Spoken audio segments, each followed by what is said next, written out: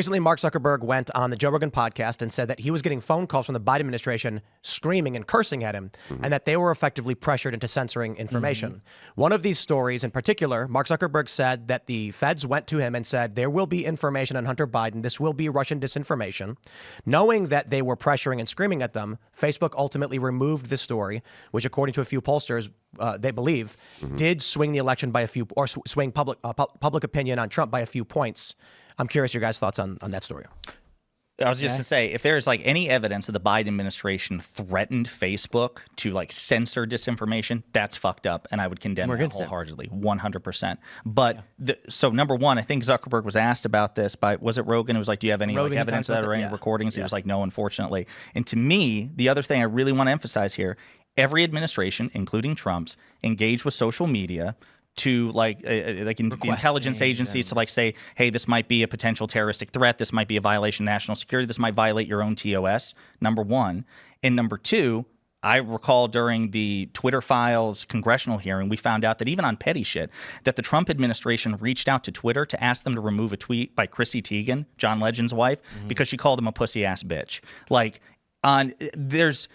there's never like a perfectly demarcated line, but I expect that there's going to be engagement between social media and the intelligence agencies of every administration. But when you're asking people to take down tweets because you referred to the president as a pussy ass bitch, that's weak. So let me respond to this. Yeah, but if they did, we'd be against it. Dude, I don't like. Just calm down. You'll get a chance. So anyway, to respond to this. I think you make some valid points, but there's some there that aren't really valid. So yeah, sure. So let's say someone in the Trump administration or even Trump himself is like, hey, can you take this tweet down? I don't like it. It hurts my feelings, right? Fine.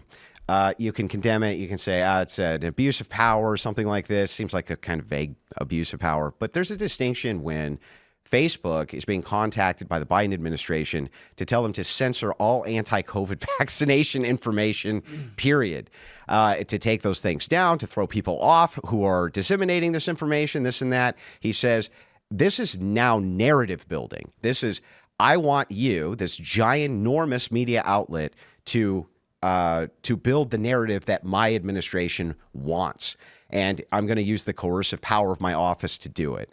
There's a distinction, I think, between that and I don't like this tweet, take it down. So, again, if that's exactly what happened, I'd probably be inclined to agree, but there's no evidence of that. The number one, it was just Zuckerberg saying it. Wait a minute. What I mean is, so again, it depends very much on the nature of the engagement between the government and Facebook. Again, if they threaten Facebook, if you don't take this down, there will be consequences or something like that, besides just requests or even strong requests.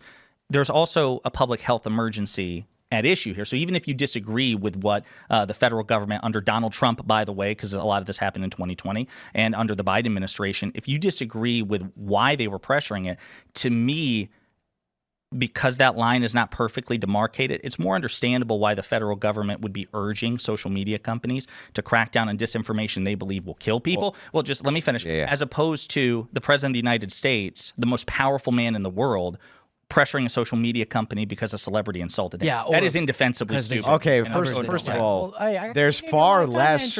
Let me finish our exchange, dude. You'll get a chance. How long is your exchange gonna be? You'll get a chance, dude. You'll get a chance. Let me quickly. We're almost done with our exchange. Calm down. How long is it going to be? So anyway, look, this will be the last thing, okay, Luke? And then we'll take it over to you. Right.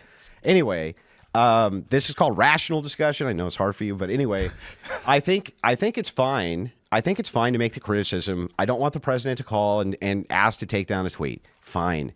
Again, though, when you're talking about narrative building from the Justice Department, contacting Facebook itself, trying to construct a narrative, how much more fascistic can you get, authoritarianism can you get, then there's a counter narrative out here about COVID.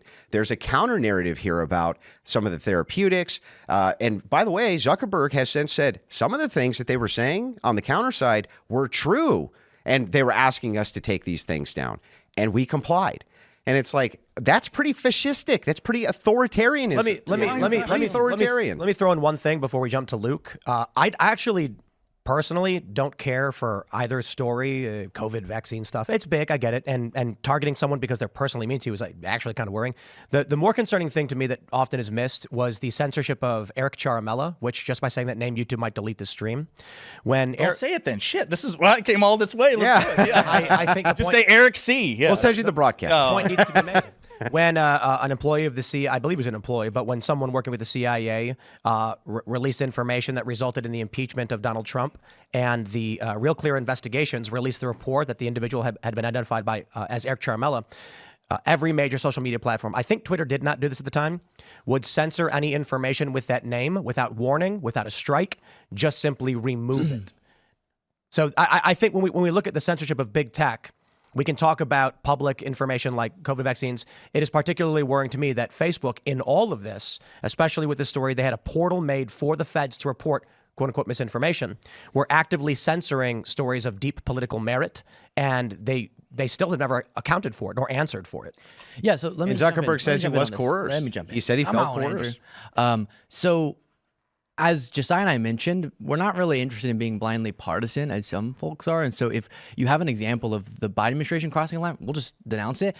Strange that you want to do the same with Trump, which is a part of what I'm trying to flesh out here. But whenever the case was brought to the Supreme Court relating to some of this with Facebook, you might remember, and they ended up ruling against the plaintiffs who were saying they were unfairly censored because of the government being involved. And one of the things they found out was that the social media platforms, long before government was asking anything on COVID misinfo, already was implementing a terms of service stuff on that. And you can have an issue with that. And in this new world where we have these platforms, all this power, we're going to be grappling over what the right terms of service, probably not no terms of service, but certain rules. But we can all disagree on how that's structured. But whether or not it's like a violation of the First Amendment relating to the government getting involved, got slapped down by the Supreme Court because there's just not the evidence that the platforms felt coerced. Because you will look at the percentages, even in portals like this one, where they would say, hey, we think this violates your term of service. And the platforms would go, no, it doesn't. Yeah. And they would say no. And then the government would go, all right, that's all we can do. This is Well, I new. mean, So censorship in general is a problem. Thanks for watching this clip from the Culture War podcast. We're live every Friday, 10 a.m. to noon. So subscribe and come hang out.